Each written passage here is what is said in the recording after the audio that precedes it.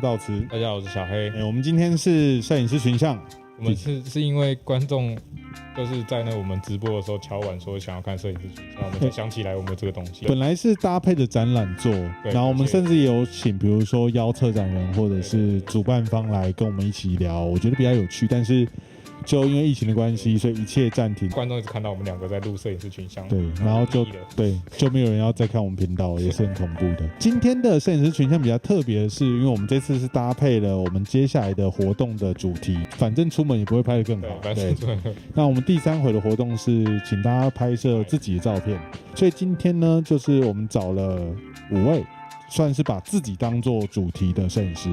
那其实这次的分享主要是希望大家可以让大家可以跳脱自拍这个概念，知道说自拍其实它有很多种方式，然后也很多不同的出发点，甚至说不同的角度观察，透过自拍这种方式去阐述很多不一样的东西跟不同的想法。我们首要讲一定是讲最有名的，就是 Cindy Sherman。他最早把自己当做一个就自拍，然后自己当做一个作品。一路以来，他从1970几年就开始做创作，一路来都有非常非常精彩的作品。最喜欢他最早的那一系列就是伪电影的独照，就是无题系列。他把自己塑造成了某一个不存在的电影里面的主角，可能是一个尸体，可能是一个受到惊吓的女子，各种可能，就是你觉得她好像是电影里面出现的一个画面，让我很有印象感，前卫，非常非常前卫。对，那时候。但当然，近代人对他来说，对他可能最有印象，可能是像小丑系列，或者就是他有那个女士肖像，是吗？对，女士的肖像，他会把自己化妆，然后做出不同的妆容，然后呢去呈现不同氛围下，然后去想表达一些东西。跟别人不一样是，他不介意自己是被人家说他是模仿这件事情。你说模仿拍摄的东西吗？对。然后也有好像评论家评论他的模仿，其实就是他最强的利刃。他的作品是非常有感染力，也非常强。因为大家会有既视感嘛，甚至是共鸣。对，就是可能会有一点点，对，就是你讲的共鸣。所以当初他那一系列，你说电影的那一系列成功的原因就在这里。对，因为大家都可能觉得，我好像在这个画面就是有那种似曾相识的感觉，但他不是真的去模仿某一个东西，对。但是因为那个就是一个，就是你既有印象会出现的东西，你就觉得，对，这个东西应该在某一部电影里面应该有这个场景。它应该就是一些概念性，甚至是电影拍摄的公式。他最早好像有拍过一些剧照，所以他才有这样的想法去做这件事情。对，那个系列我觉得都蛮值得，我觉得还到现在为止都还很值得可以去找出来看一下。对。当然，他有很多作品也是不是想要为女权发声，因为他有一些比较可能微微偏讽刺性的题材，比如说化妆成男性啊，或者是站在男性视角去拍摄的一些画面，就是自始至终，就像他的作品一样，他的作品都取无题，也不想太多的文字去述叙自己的作品。他有个原因说，他觉得这件事情是观众的权利，他从来没有真正的讲过任何一句话为女权运动发声。对，但他所有的作品都被其他人画上等号。没错，对，我觉得这是一件非常有趣的事情。你自己有比较喜欢他的哪一组作品吗？你刚才讲那个电影，那个是我也是觉得那个组是我是最喜欢的。可是他的很多作品是一直在，因为他小丑为什么后来他拍小丑这么激烈的作品，其实他是反映他的心理状态。所以自拍这个东西其实是可以反映你自己的心理状态。他在那个时期好像遭遇了一些困顿，好像离婚啊还是什么的，所以他才有后来小丑那种看起来99年的时候离婚啊。自拍它其实不只是表面上的，它可以呈现出心理的状态，或者是它也可以反馈到社会的。我觉得他作品真的很精彩，而且其实如果你在你用中文的去搜寻的话，其实也可以看到不少人的论文或者是一些文章都有深度的去探讨他作品一些比较深度的部分。很多的评论或是那些都是别人给他的。对。那他自己有自己讲过的一段话，我是很喜欢的，就是他说他上学的时候啊，大家都对那个艺术采取一个比较神圣敬畏的态度，他不喜欢这个样子，他觉得艺术应该是让所有人都不需要读一大堆的东西理论，然后我就可以去欣赏那个作品，这是他心里的目标。对，我觉得他就是真的有做到这个部分，就是不管你是又花了很大力气从各种层面去解剖它也好，或者是像我一样，就是单纯的就是很喜欢看剧照那个系列，直接看你其实也可以看到东西。当然你可能再深度去探讨，它可能也可以再钻得更深一点，所以我觉得这是很有趣的部分。我们介绍的每一个摄影师其实都是东西都很有趣，对，东西都很有趣，是完全不同的，不是说他们自拍、他们拍的东西都一样，是完全的5个不同面向摄影师。对，希望可以激发大家的想象。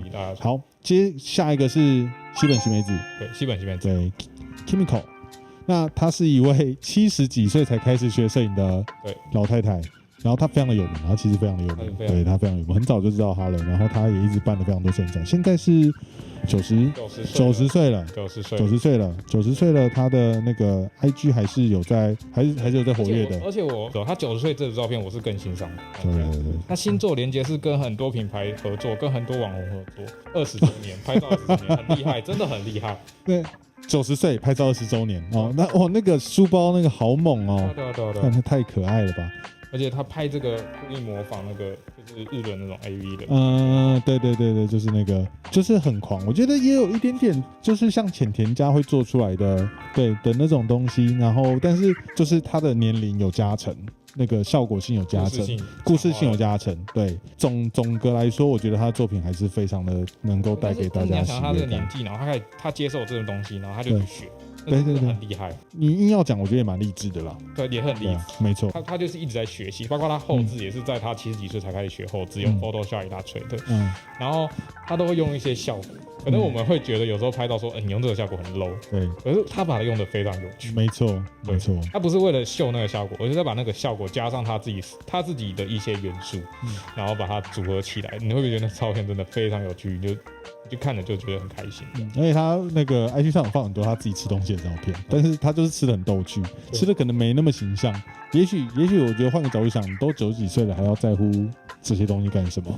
可是有时候觉得年纪越大会不会就是那种越放不下？你有很多东西会放不下。然后他有一个知名的作品就是下流老人，就是他把自己包在垃圾袋，对，包在垃圾袋里面那个很反讽，因为日本就是有一个下流老人，那是一个状态，对，就是那是一个社会现象啊。老人都是垃圾，都是应该赶快被淘汰，他们讲，他就很反讽的把自己包在垃圾袋里面，然后拍了一张。我就觉得这种超厉害，超了不起，非常的有趣。对，大家也很值得可以去 follow 一下，稍微去看一下人家70岁到90岁都拍出了些什么。然后如果你还没有做创作的话，就太可惜了。之前有那个我们有观众有问到，忘记是在什么时候问到，就是说，觉得摄影可以拍到几岁啊？他90没有，他不是摄影可以拍到几岁，是70岁开始都70几岁才开始拍，才开始做摄影。对，没错，所以你就会觉得，我现在30-40岁了，我现在开始做摄影来得及吗？来得及。对，30-40岁太年轻了，对，还太年轻了。70几岁开始都 OK 的，没有问题的，也是办了很多摄影展，没有问题，也是现在非常知名的摄影师。我们接下来介绍几个比较年轻一点的，也是自拍很有名的摄影师。David Carmona， 他是阿根廷人，阿根廷摄影师。然后小黑可以稍微介绍他一下吗？他的作品最有趣的是，他很喜欢用光影。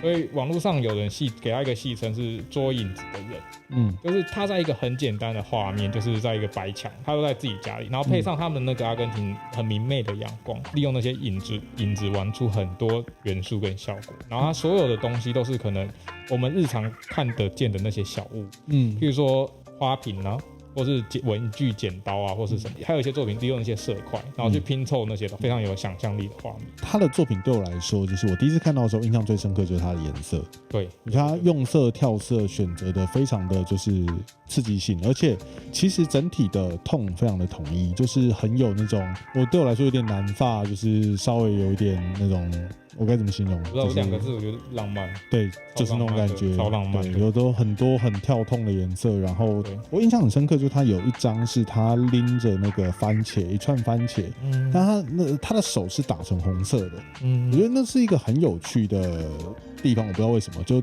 让我对那张照片印象还蛮深刻的。我觉得他的照片蛮能够提供很多，就是如果你在家里拍照，你没有什么想法了，我觉得非常适合这一次在拍这个挑战的时候。可以当做你灵感来源。所以为什么想要介绍这个摄影师，就是你就是知道自拍不一定只有拍脸，不一定只有拍我们这个脸的形象，你身体的任何一个部位，它都可以成为你自拍创作的一个形象在。我觉得手的确是人非常，因为就是神经很会演戏，对对对，因为神经的就是也分布也比较多，然后你都是用手去感知很多触觉的东西。它可以创造很多很诗意的画面，就是利用手指的线条。没错，所以他的作品我觉得也很值得大家可以看一下参考一下。我觉得看起来也很舒服，我觉得他的画面都很漂亮。下一个摄影师也是真的非常年轻，1992年。对，下一个是 Coco Captain， 好，就 Coco 吧，我们就叫他 Coco。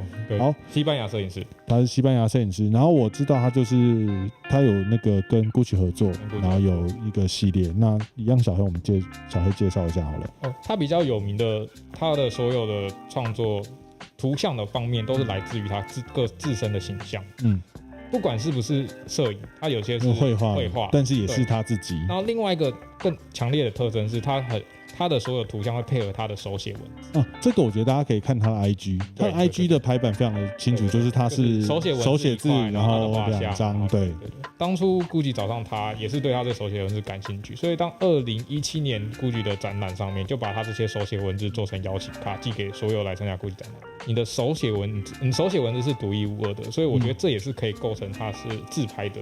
我觉得他可以在也是一个部分，就是毕竟那是他自身反映的一个东西，而且是带有自我符号的，对，自我符号的东西。他其实很清楚自己要什么，他不跟那些画廊签约，他一开始就找上时尚品牌，然后他也取得他的目标跟他成功，对。